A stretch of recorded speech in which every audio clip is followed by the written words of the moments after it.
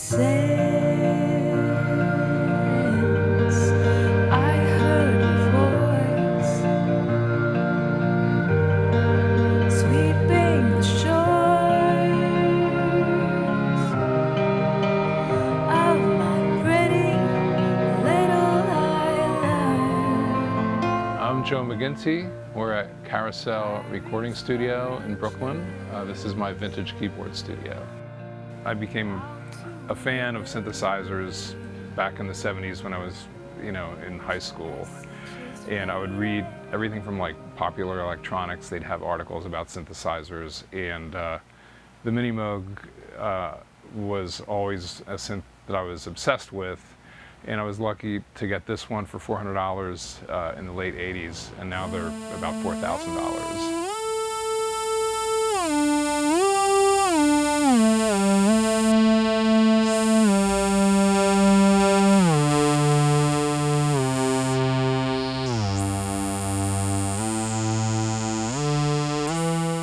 Later on in the 80s, I was playing in a band called the Psychedelic Furs, and my go-to keyboards then was the Oberheim Matrix 12, which is here, and the Prophet VS. And those are a couple keyboards that I sold at one point and then have always missed them.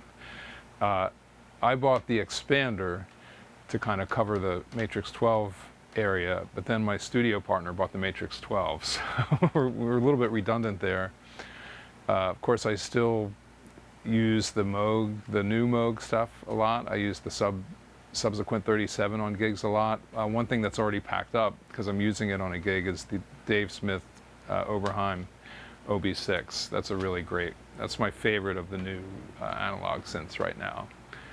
Because most of the older ones stay here. They're a little too sensitive.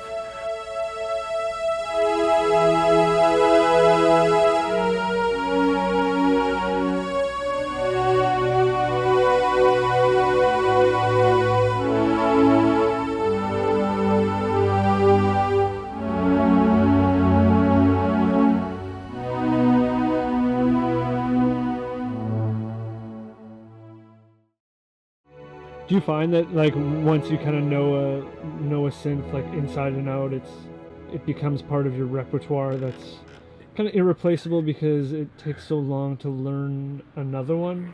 Yeah, exactly. And that's, when I'm working on a recording, it's just easiest to go to this first, because even if there's not like a preset or a patch that matches it, I know how to get what I want pretty quickly.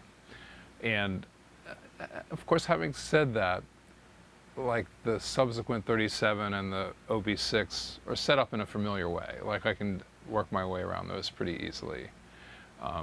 But yeah, I know that there are other cool synths from even back then, and you only have so much time to learn things.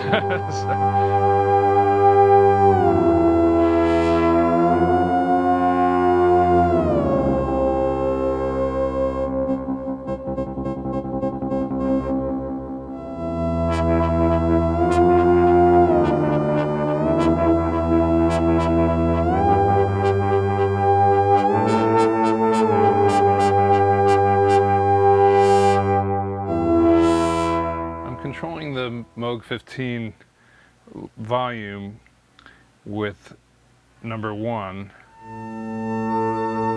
so it kind of comes in.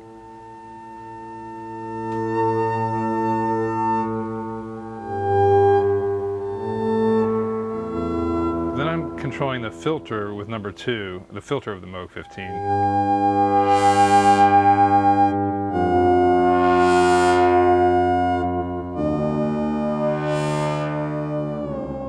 The thing that appeals to me about the Therevox is it's got the synth built in, and the synth sounds really good. Like as a standalone synth, you could actually use it as a mono synth. I don't play theremin, and it's a nice way to get the kind of slidey tone, and as you heard in that song, it's good for the sort of nice, high, ethereal textures like that. So it does things that other things don't do, and that's why I got it.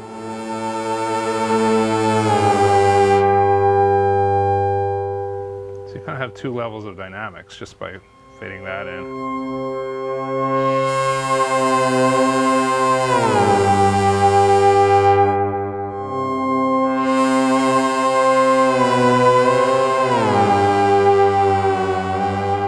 It's fun to kind of experiment with, you know, controlling other stuff with it.